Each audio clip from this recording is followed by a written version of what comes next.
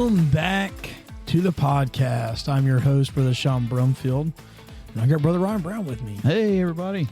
And this is Pulpit to the Pew. I'm glad everybody's coming back, and the consistency, thank you for that. Yeah. But a little change of settings tonight, huh? Yeah, we're in my dungeon tonight. Yeah. Sitting here under this light and waiting for you to go like, where were you November 22nd? You know? Yeah. So the light that he's talking about, we're in my basement tonight when we're doing this recording. I got a bunch of stuff we're working on for the church at my house, and Sister Melissa is helping my wife out with that. So I have a converted tractor hood. It's an old John Deere tractor hood where somebody replaced the hood for the tractor itself, and then Brother Gary Kaufman converted it into a light. And so, yeah, that's so I got a John Deere tractor hood hanging up in my... All I can see is the bright green, but now that you say that, I can kind of see how it fits in. I like it, man. It's unique. It's neat. Yeah. I thought it was just a shop light, like a homemade. Yeah, no, like it's homemade. Yeah, like a welding place or whatever. Yeah, but it only lights up where I'm sitting. All lights on you. All lights are on me. So, how you taking this heat, dude? I don't mind it being warm. I don't like feeling like I'm melting when I step outside. Yeah, so with the new studio, Mm-hmm. I put in a different kind of air conditioner, Mm-hmm. and it's still 80 degrees inside there. Really? Yeah, but like when I go in there and start working, it's like 60 something, Mm-hmm. and through the day it gradually gets hotter. So while I'm in there, I can't really tell that it's getting hotter until I go in the house, and then I come back out and I go back in. I'm like, man, it's You're kind of like a lobster being tossed in the boil. It's just gradually getting hotter. I'm getting used to it. No, honestly, I don't mind the heat if it's a dry heat. Yeah. This humidity where you walk outside and you feel like that you've walked. I told my wife the best way that I can relate to it is it feels like you just took something out of the dryer that wasn't dry. It's still real damp. And you hot. throw it on. Yeah, hot and damp. Ugh. That's how it feels when you go outside right now.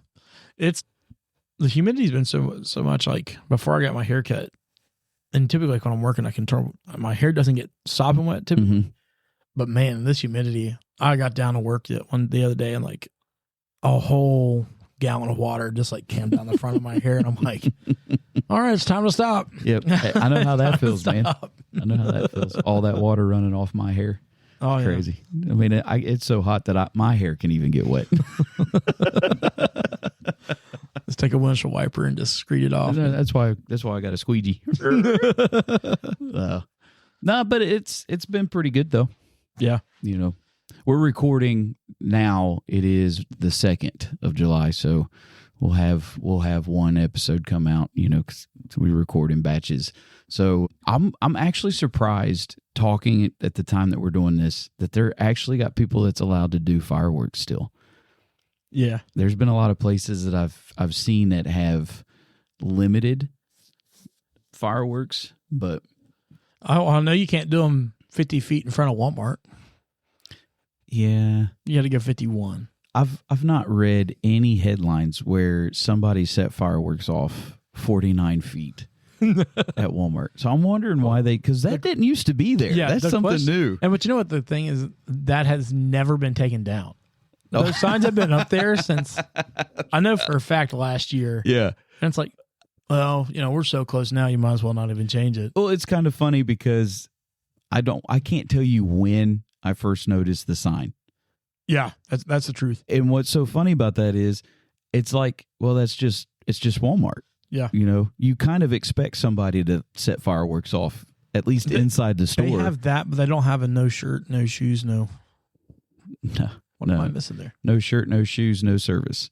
Yeah. I thought there was another thing there. Well, I guess there's not. Most people don't go without their pants. So I thought it was, yeah. A lot of times it's no shirt, no shoes, no service. But nowadays, who knows? That's what the Dollar General's for. And the Family Dollar. What, for no shirt and shoes or for shirt and shoes? The latter. The latter. All of it. I don't know, man. They'll service anybody, I think, there. They will. Half the time, the people that work, they don't have a shirt on. Yeah. I know our Family Dollar don't even have working AC. Oh, really? Oh, yeah. Yeah. And it's been like that. It's been like that for years. It's not like this year alone. It's been like that for years. And the owner's just like, they go through new employees every summer. Yeah. People still shopping here. Yeah. I mean, it's really what it is. But in the small town that I live in, it's like the only actual somewhat decent, real quick little grocery store that you have, which makes it even worse. I've seen where people are buying steaks from Dollar Tree. And I'm like, how? I don't know. Like, even if I raised my own cows and cut it, I couldn't sell it to myself for $1 a steak. You know what I mean? Yeah. I don't understand it. I've never seen the quality. Obviously, it's not good quality. No. It's like the Tanger outlet of steaks. These are last year's Black Angus. They're cut so thin you can see through them before you ever cook them. Oh, man. You could read the marbling. Yeah. I bet it's more like bacon than anything. It's got to be bacon strip. It's got to be the type of steak that is on the McDonald's steak, egg, and cheese muffin or whatever. The steak bagel. Yeah. Ooh. It's got to be that consistency that just tears even off in layers. But even that is probably too good. Well, yeah. It's probably McDonald's steak is more high quality. Than the Dollar Tree. That's hilarious. Don't buy it from the Dollar Tree. Just go to Waffle House and get you some steak and eggs and be done with it. Yeah, that's still good quality. I'm not going to say it's clean, but it'll be good quality. No, it's not going to be clean. I mean, that's a guarantee. But you go there for that. That's added flavor. Yeah, I mean, I love cigarette ash on my steak. It's become normal seasoning. Yeah, it's so smoky. Is that tobacco? No. I know. I meant it right. I didn't say Tabasco. Is that tobacco? I think it's Waffle House was smoking things before smoking was cool. I left there smoked. No, I was kidding. That's hilarious. So, what do you think about all this that's coming out with the soccer? Like all the different countries it's coming over. I love it. My whole Facebook feed here recently has been everybody come up to and saying, America, we're sorry. We've been lied to. Yeah. And it's like, wow. And then I fell. Goodness gracious, dude. I feel like during this time, this is the most patriotic America has been, at least in my lifetime. It is, but it's a mixture. Yeah.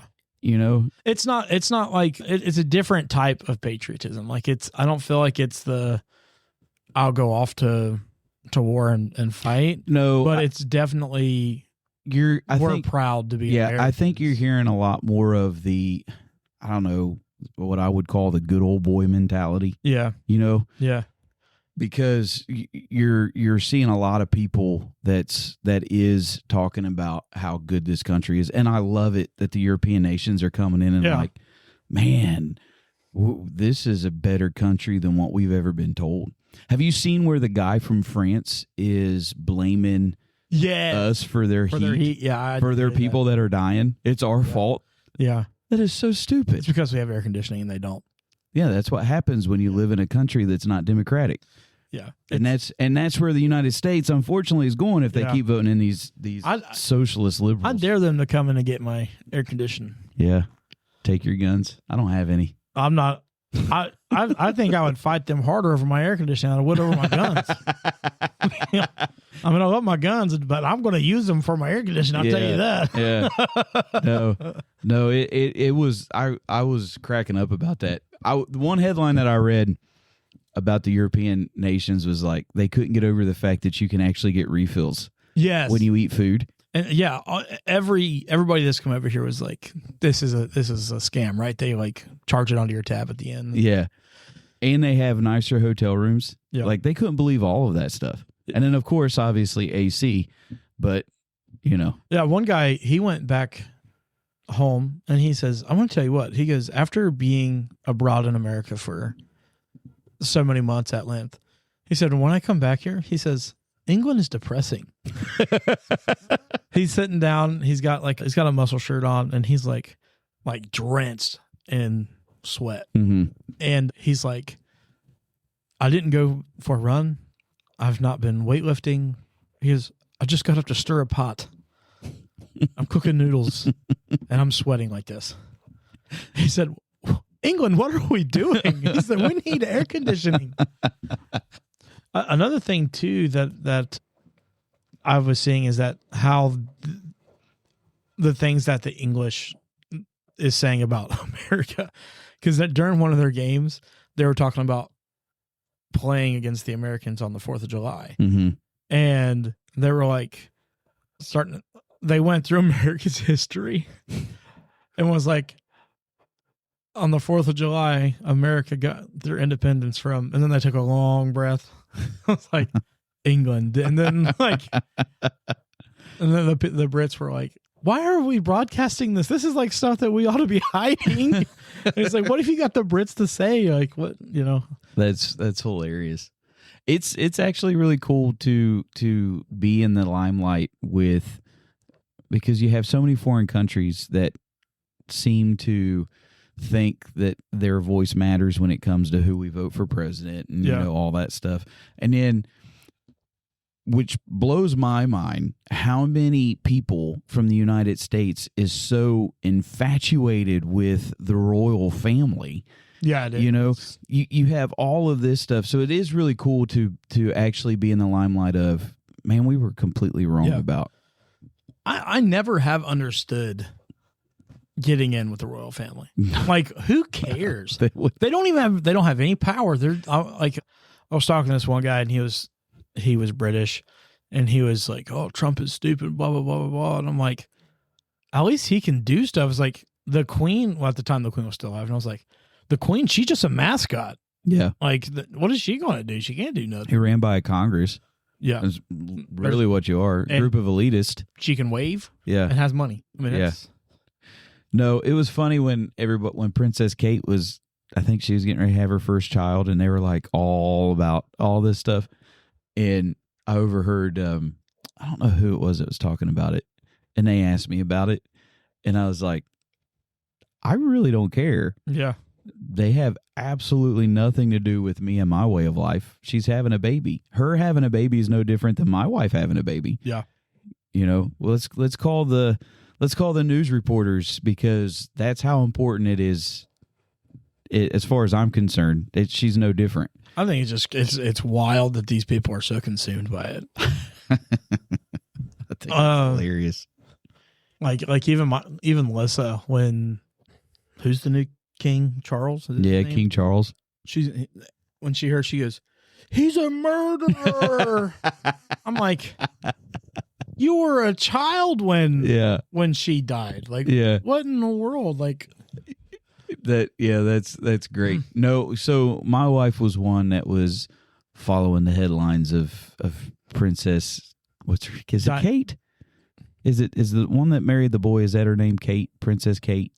Married William or what? Not the one. Not Harry. Harry's the one that kind of went crazy and separated himself from the family. It's Kate. I think it is Kate. Yeah, because the other one was Meghan, I think, right? Yeah. She's the one that nobody likes. Yeah. So when Princess Kate and them, when they got engaged, and like my wife was like reading all the stuff that she had to do to be the princess, and so on and so forth and everything. And she was like infatuated with it, and she was talking to me about it. And I looked at her and said, baby, I could care less. This is the stupidest thing in the world. And this is what she told me. She said, you're right. It doesn't have anything to do with us, no bearing whatsoever. But it's like living in a real world fairy tale, because fairy tales are kings and queens and prince and princesses and oh my word, all that stuff. And she's like, so it's almost like a real world fairy tale. So she was like, that's why I think it's cool. It doesn't have any bearing, but I think it's cool because it's like, and I said, Nah. Yeah. Okay. If this is a fairy tale, then I guess I'll be that stepmother that's got the poison apple or whatever, you know, like, because that's how my mentality is I'll about be it. Rumpelstiltskin. What's my name? What's my name? But no, I mean, look, I always wish them happiness. You know, they're doing okay, I guess. But I got too many things going on that feels like I wouldn't say fairy tale, but more of like living a nightmare on some things. You know what I mean? I don't know if nightmare is necessarily what I feel, but turbo. Yeah, definitely. Yeah, this life is moving in warp speed right now. So, are you ready to disclose some extra information about the church? Yeah. So coming out on Monday. Yeah. So you will already have heard, I think, something alluded to the potentiality of having something going on with the church. Yeah. And so it's already official that we're moving forward with it. The church will be making a Facebook announcement. In fact, when we're washing the van tomorrow, I'll probably do a little video to kind of put it on Facebook to announce it. So by the time this comes out, it's already going to be out. But after 60 plus years of being in one location in a fairly small building, the church is moving. We got a new building. This is moving, like I said, at warp speed. Yeah, very quickly. And we're going from, I think we're roughly at 1,800 square feet in the building that we're at now. Just a little white small building, 10 parking spots. I think we have 12. I think I counted 14 is what I counted that are actually legally striped. The rest of it is a house driveway and then a plot of grass of land that we own. But we're moving to a building that has an upstairs and a basement, all together 10,000 square feet. I think we're at like 35 parking spaces, which doesn't sound like a lot, but there's a lot of room to add more. I think we could take it up to 50 pretty quick. Yeah, I think so too. Which is still pretty good. So it's a huge 50 cars. That's a lot of people. Yeah. It's a huge upgrade for the church. It's very exciting. It's mixed emotions as far as quickness, because it's like, man, we really want to get in there really quick. Mm-hmm. And at the same time, it's kind of like, well, that might be too fast.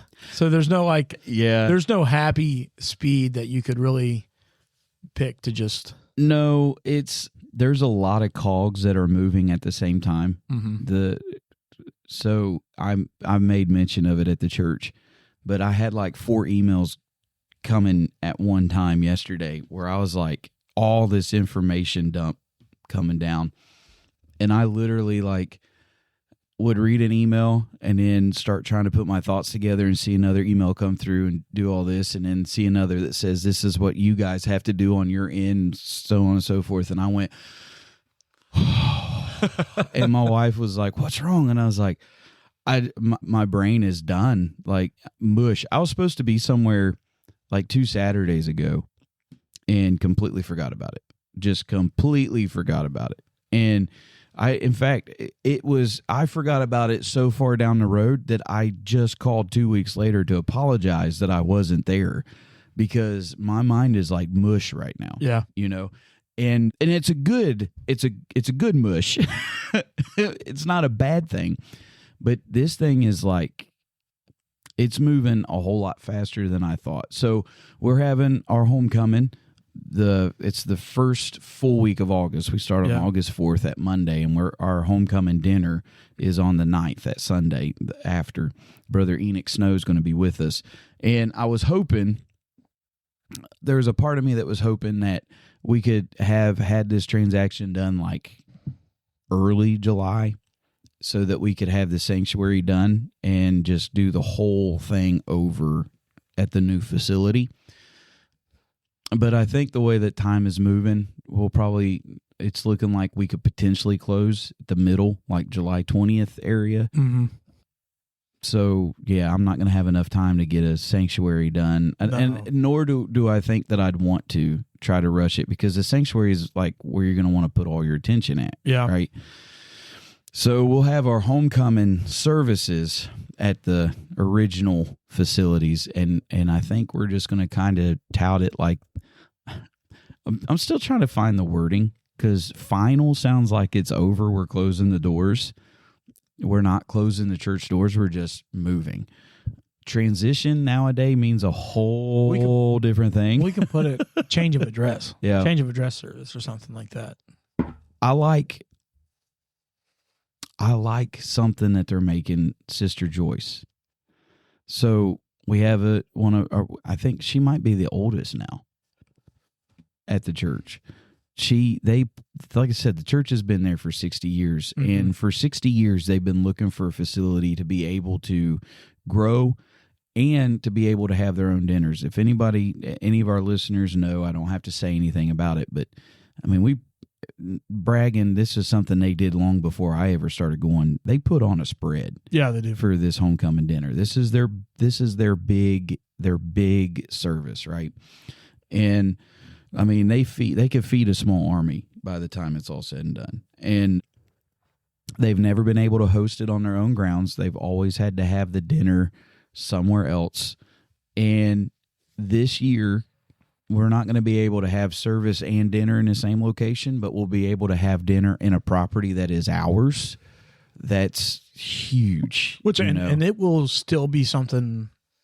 This is going to be the most busy homecoming dinner you're going to have, because at the same time, we're going to have to clean up, and then people's going to be like, well, show us what's going on upstairs. Yeah, I doubt I'm going to eat. I don't eat a whole lot at homecoming because I'm getting there, grabbing my food, chowing down, and then cleaning.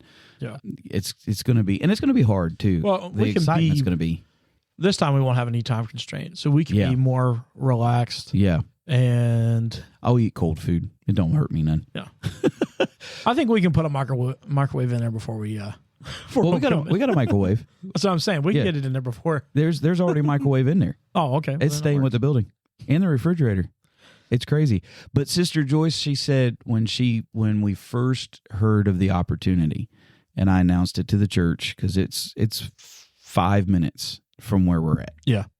And so at that Wednesday that I announced it to the church of the potential transition or the potential property, when we dismissed service, I finally got there, because I'm the last one to leave.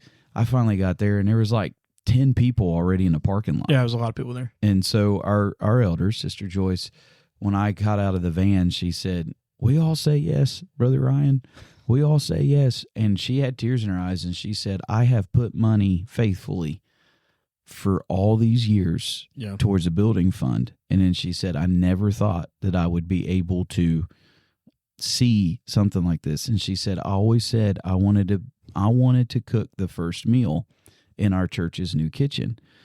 And so they're going to present her something. She don't listen, and I don't think any of her family listens. So I don't think so either. And by this time, it'll probably already be given to her. But it's going to be something to the effect of the same hands, new facility, or something like that. Same faithful hands, new location, new facility, or something. So I really like that. It's the same church, same body. It's just a new location, and it gives us the ability to do something that is a lot of stuff we wanted to do already. We just didn't have the ability to do it. We didn't have the facilities to do it. Yeah. It's definitely been a long time coming. I mean, I've been coming, hold on, do the math real quick, almost 7 years. Mm-hmm. And it was a big thing even when I first started coming. And then as we've been talking about this new building, come to find out the building we're in now was just supposed to be temporary anyways. Right. So it's kind of like, it's just to watch the years of come down to it, and we get to be the generation to make it happen. Make it, where it's possible. Yeah. I think it's neat too that none of us have been in this position before. Yeah. To be able to do it. For everybody in the church, this is roads that's never been traversed. Yeah. And What's crazy about that is I've been going to Sharonville for, I think I'm going on 17 years, because we started going there before Ben. Ben will be turning 16. Mm-hmm. So I think we're at 17 years now. And for 17 years, we have looked at properties. We looked at a condemned building one time because it was a huge restaurant that was just sitting empty, and it was potential 2 acres of land, trying to build something on the grass lot that we have right next door to the church that we own. It's right on Main Street. A VFW in Sharonville, which I just knew we were going to get that one. And the day that we had the business meeting, yeah, I remember that. It sold right as we were voting. Right as everybody voted yes to put an offer in on it. Every one of those, at some time or another, God just shut the door. And that's how, without a doubt, there was no, did we move fast enough, this or that? I mean, we were on it. Yeah. It wasn't slothful. It wasn't anything like that. We do all the right channels. You pray about it. And something of that nature, when you know that your facilities is kind of, very thankful for the vision that the elders before us had, and they started something. Very, very thankful for that. I'm not ever going to blast that. They had a vision, They got it started, and they kept it going. And my kids are able to have an experience because of that vision. But, for 60 years, that was a temporary location. Right. Which is weird to say that, but they never intended that. So that was just the start for that corner. They planned on something bigger. And God always worked it out for such a time as this. That's all I got to say. I mean, our property is worth more now than it's ever been, and it's not because of anything other than the fact that we're working something with the city. The city wants it, and it just worked out, and we're able to do something without having to put any money towards, and we're getting money to be able to put work into the new facility. That's who but God can do, And it's peculiar how much your facilities can really bottleneck how much work the church can do. Yeah. You know what I mean? Yeah. If you don't have the facilities, the work can't be done. You know what I mean? Yeah. And we're living post 2020. Yeah. Post 2020 is a whole different mindset, as far as there was a day where little churches wasn't a bad thing. Smaller facilities, people, it didn't bother them none. Yeah. But now when you live in a facility where it feels like you're sitting in your neighbor's lap, you put lack of lap. Yeah. You put 50 people in our building right now, we feel full. Yeah. It's full max. We technically, legally can fit 125 per this, and we have had 100, over 100 people in that building. That to me, that just kind of blows my mind that we could even do that. Yeah. Like, that's a miracle in itself. Yeah. And we have put 100 people. But at one point in time, before Brother Carlos took his church and they, God moved them and his family elsewhere, we were running steadily 60. Yeah. And that felt like we were congested. It was a good feeling. And then not really having the best of Sunday school rooms. Yeah. And our bathrooms, man. Our bathrooms is rough. We'll just say rough is the nicest term, probably. Yeah. It's wonderful. It's wonderful to see what God is doing. Yeah. It's truly, I know without a shadow of a doubt that it's God's will. So something I found out, my wife, especially since we went full time, has been putting prayer requests down in her Bible on that notes section of the back of the Bible.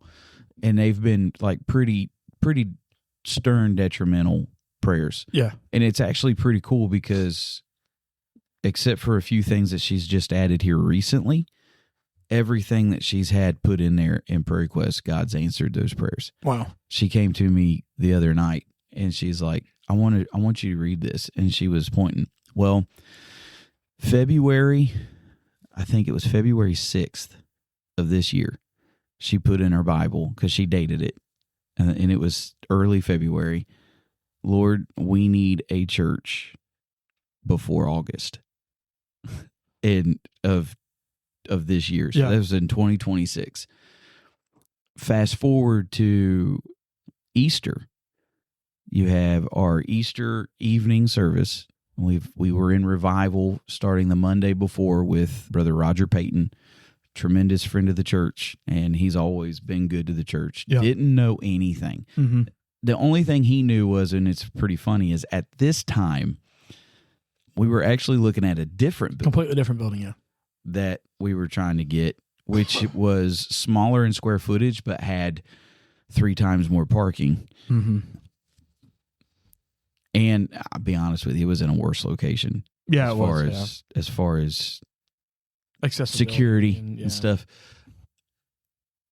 So Brother Roger Payton comes in. He doesn't know anything. He knows the church, but he doesn't know any of the up and up. And he preaches that night on the children of Israel getting ready to leave Egypt. Mm-hmm. And he takes the text where God tells them to go to the Egyptians, basically spoil the Egyptians. Yeah, spoil the land. Ask them to borrow their silver, gold, or whatever, so that you can make this trip. And basically, he preached, when God told them to be ready, it wasn't a year. It was instant. Yeah. They spoiled Egypt.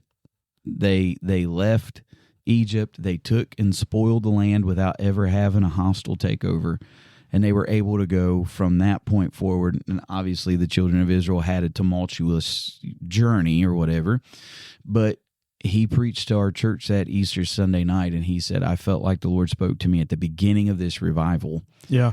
And he goes, and he even announced it, like, listen. On Sunday morning, he said, I want everybody here. Everybody that can be here, if you're a member of this church, because I felt like the Lord laid something on my heart at the beginning of the week to preach to you guys. And he pretty much preached, it's going to happen. It's going to happen fast. Be prepared. You're moving. And that's what he preached Easter Sunday. And then the building we looked at fell through. Yep. And then out of the blue, City of Sharonville says, hey, we got this office building. The people that's staying there is moving, and we think it could be a potential for your church. Already zoned for a church, all of that stuff. So it's been amazing how all of this is working about. It's exciting. It's inspiring, because we've had, over the years, we've had several ministers come in and say, we've been in the same position that you're in. Mm-hmm. I think the first that really popped out to me was Brother Faust. Yeah. When he came, I can't remember his first name.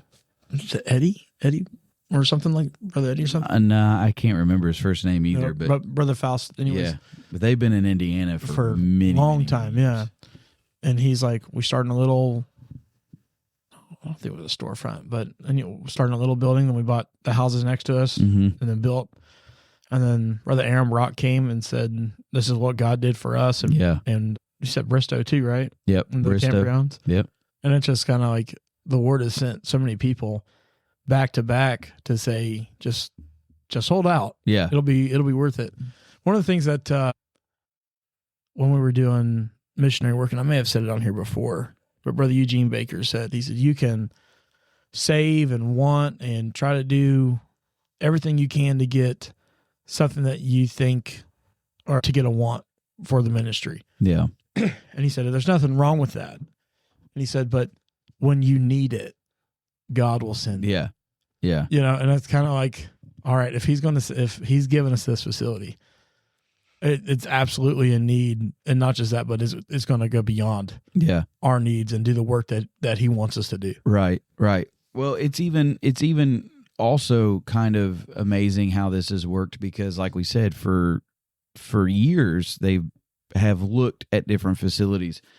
And we even had a sister who, and I will also put this out here. A lot of our congregation, their family members founded not necessarily this building per se, but they were part of the founding of the church. Yeah. The Free Holiness Church of God has been around for I would say going on over 70 years. Probably longer than that. And because they were in two different locations before they settled where they're at now. So they've been going for a while, but our congregation that's here now, not everybody, because now we've got a pretty good mixture of people. God has sent outsiders in, and I don't say that as if they're not a part. It's just, it's not all family. It wasn't members. It wasn't all worked from within. Right. Yeah. But the foundational members that were there when I first started coming, their family had work that they did to keep this church moving. So to try to put this into perspective, it's like trying to move from a house that you've lived in for 15 years, 20 years. And all your memories of raising kids or something of that nature, all that comes flooding. Well, that's how it is with this. 60, I don't think it's been more than 62 years, but you're kind of right at that 60, 62-year mark of where we've been. Yeah. A lot of big-name preachers, Claude Ely, a lot of the Brock family, General Hensley, that's real big in this area. A lot of big-name preachers, especially in this area, preached at that little church. They raised their families there. A lot of them started there. A lot of them started there. Their foundation. So you kind of tie that in with that little white church. So anytime that there was ever any type of move or any type of talking about doing stuff, it wasn't like they were coming at arms against it.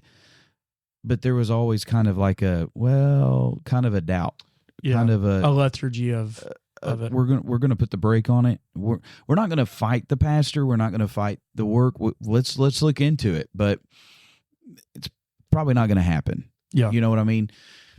But this time, I've not had that. Now there's the feelings, the bittersweet, and like I said, it's bittersweet for me. I've done a lot of growing there at this church. It's bittersweet. But with that bittersweet's also an excitement of, man, those that started here would be so happy to see where it's going. Yeah. I think, like for me, when I first started coming, I was a young man, thought I knew a lot.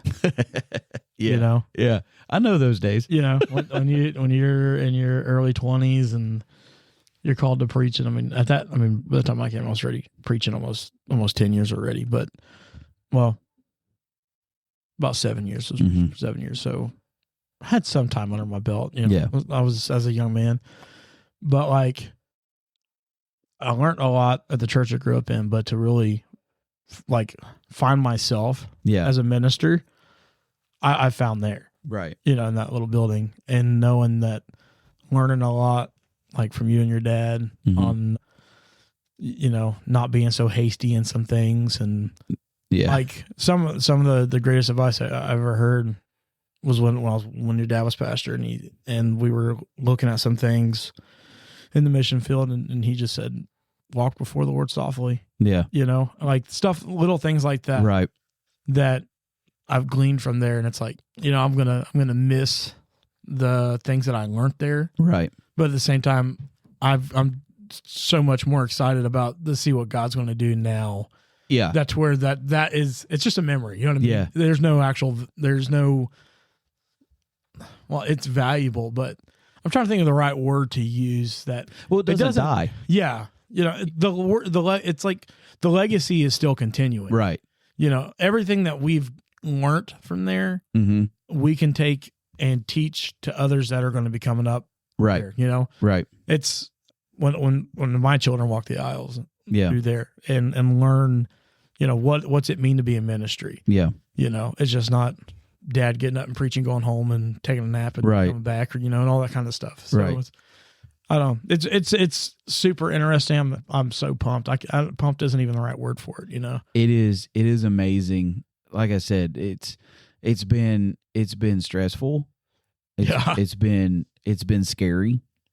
It's been exciting, and everything you can lump into one emotion. It's like a conglomerate of all of these emotions. But at the end of the day, I sit back and I look at the scary and I look at the nerve-wracking and I look at the exciting and I look at this, and then as a pastor you're like, well, then you also got to look at the finances, because if you go on something bigger, you're going to be taking on a little bit more financially, and so you're taking in all this conglomeration. And then I sit back and I take this deep breath and I close my eyes and I just start praying and thanking the Lord, and then I look and I'm like, but who but God? Yeah.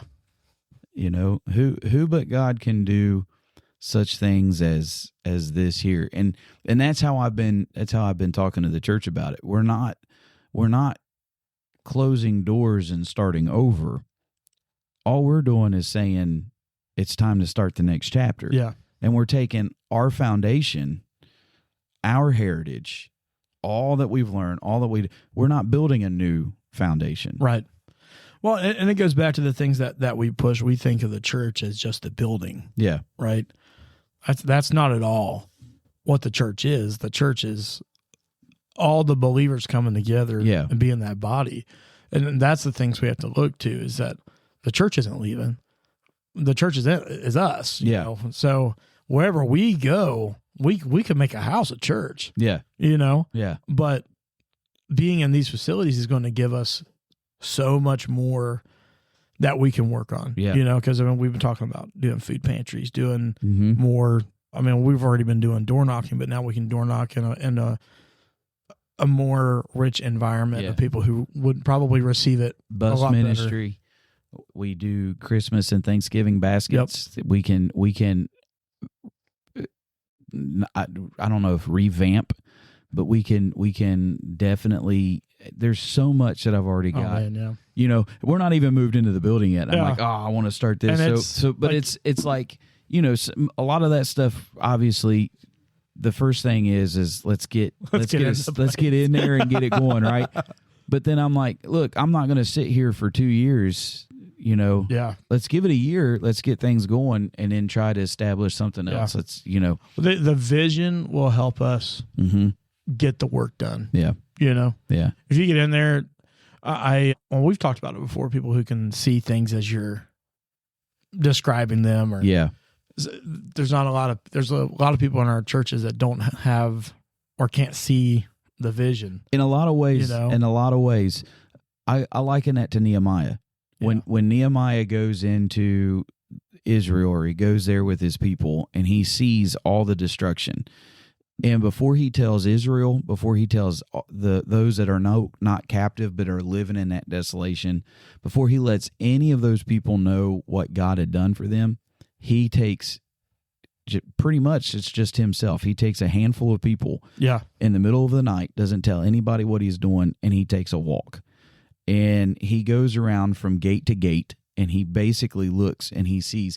And every time I read that, I'm always reading that where there is no vision, the people perish. Yeah. So every time I read that, you could say that he's looking at the work that lies ahead. And yes, 100%, you're right. You got to do a survey of the land. Anybody that does any work, you got to do a survey. You got to see what the task is ahead. And I'm not trying to add to it. I can't help but think Nehemiah wasn't just seeing the rubble. He wasn't just seeing the work. He was seeing the completion. Yeah, the potential, what it was. I think God knows that we are people who have to see something. Or he wouldn't have made the tabernacle the way it was, where everybody pointed towards the center of the tabernacle, and he wouldn't have dwelt as fire and cloud. So he has to keep our attention with those kinds of things. That's why, if you don't have a burden for your church, and the people around, the church is not going to be successful. Yeah. And I'm not even just saying preachers having a burden. No. But the congregation has to have a burden for the lost.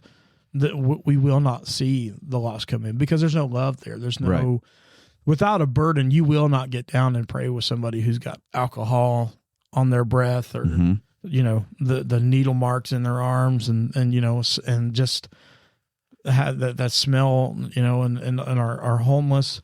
And I'm not saying all sinners are like that. That's not what I'm saying at all. But what I'm saying is we all care for our lost loved ones. Yeah. But how much further is our burden for our community? Yeah. And that's who we're trying to reach. It's just not, if all we can do is save our family, which I mean, we want that to happen. Yeah. But it can't be my four no more. Right. Right. Yeah. The whole point is we're staying in a community that we've been established in. Yeah. So what greater light to show the community? Look, we're here, but look at what God has done. I want our lost loved ones to come. And in fact, to be honest with you, I truly believe that we've got several that don't come right now because they are on the verge of getting saved. They'll pray. Yeah. Yeah. 100%. I can name you at least two of them, and I believe there's a third one that God's working on right now. Yeah. And I'm sure there's probably several more that I don't know about, but I've got communication with those. And one of them even made the statement, I'm afraid that if I go back, I'm going to get saved. And they haven't.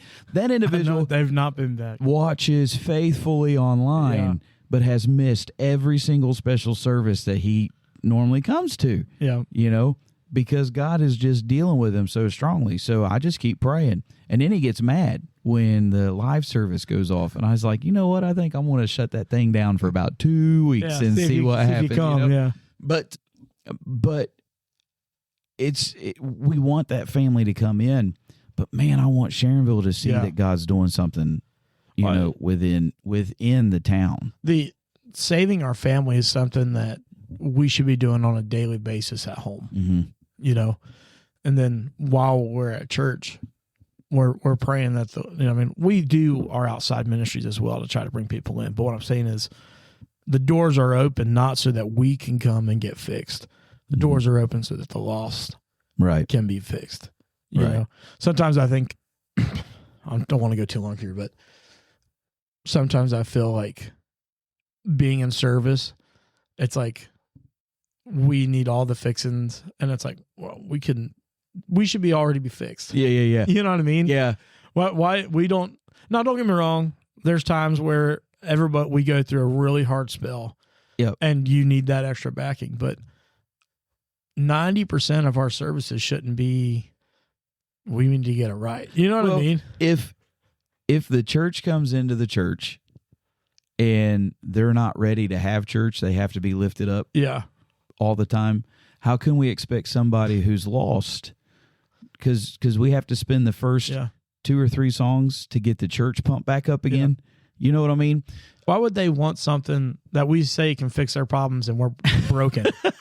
Yeah. You know what I mean? Right. I don't, you used to say all the time about that broken mentality of I'm more broken than you are. And it's like, no, I'm not broken. Right. I mean, I have trouble. Don't get me wrong. There's plenty of trouble in my life. Yeah. But the Lord is able to take care of me, and I'm believing that he can. I mean, I'm going to have to keep working and stuff like that, but it's just getting into that perseverance. Brother Jared, when he preached last night, he was talking about how, you're ready for, he says, if you set out for the mile walk, I think is what he was saying. And he says, if that changes within the first mile, he says, that next step is what allows you to finish it out. No matter how prepared you are, it's just that being able to continue.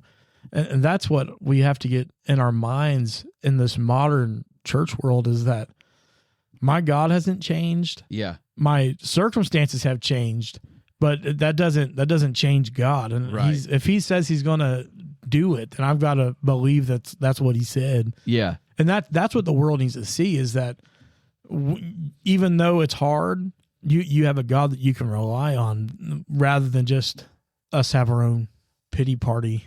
For sure. Like, it is, we need to come in and say, look, we say God is with us always. We tout that he never leaves us, he never forsakes us, he never does anything. That life it's inevitable. You're going to have your ups, you're going to have your downs, you're going to have your good times, you're going to have your bad times. Ecclesiastes lets us know that there's a time and a season for all things in our life. It's unavoidable. It's going to happen, right? I'm trying to find it now. Let me find it here. I like what Paul says, and I wanted to read it for verbatim, but when in the book of Romans, chapter number 8, he goes through, pretty much it's life, your ups and downs and all this stuff. But he says this, for I reckon that the sufferings of this present time are not worthy to be compared with the glory which shall be revealed in us. In other words, my hardest of hard times It's not even compared to what God reveals within us. Yeah. The glory of God that he reveals within us.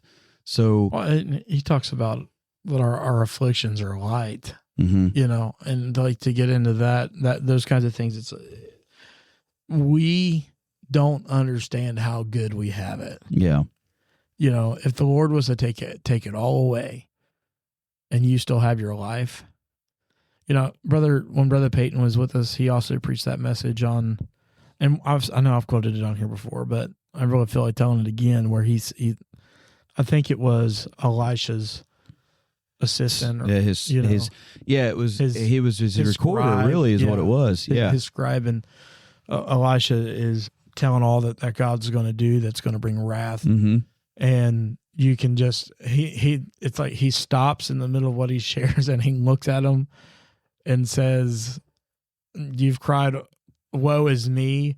Mm-hmm. And he said, "No," he says, "Who are you? But this is all mine. I'll build up what I want. I'll tear down what I want." Right. But he said, "Wherever you are, you'll escape with your life." Yeah. And it's like that is when you get down to the nitty gritty of it, being able to have salvation in our life. Mm-hmm. What does the rest of it matter? Right. I mean, don't get me wrong. I like materialistic things, as everybody does. We have our own things that we like that bring entertainment or to buy the time. But if all I can do is get to glory and escape that awful place, called hell, that's going to be worth. It's going to be worth it. What every trial, every trouble, right? Because I mean, if you go there, yeah. What is the problem with your illness? Yeah. You know what I mean? Right. What's an illness compared to what you're going to face? Yeah. Yeah. Right. I always quote it, and I quote it a lot at church, especially, but where that psalmist says, "I once was young, but now I'm old." And then he makes this declaration, and it's a very bold declaration. Yeah. He said, "I've never seen the righteous forsaken, nor his seed begging bread." And people can read that and be like, well, church people suffer. There's been many a good people that's lost their lives and all that stuff. It wasn't saying that we're not going to go through all that stuff. That's not what he was saying. He was saying, essentially, the grand scheme of it all is God's never left his people desolate and alone. If they've got their faith and trust in him and they're saved, I mean, there's more to salvation than just saying, we've got to live our life for him. So we got to trust him. We got to work for him. We got to pray continually. All of that stuff. Our life has got to be dedicated to him, right? Yeah, there's contingencies. Yeah, absolutely. But let's just wrap all that in and say we're saved. We'll say we're doing everything we can to maintain our salvation. That doesn't mean that I'm not going to cry. It doesn't mean that I'm not going to face persecution. It doesn't mean I'm not going to stub my toe in the middle of the night. You know what I mean? Oh, yeah. It is, in the grand scheme, when I look back through everybody's life, hard times, bad times, in all of those martyrs that lost, every one of them, their life testifies, if they gave their life to God, is this: God was there with them. Oh, it's Stephen.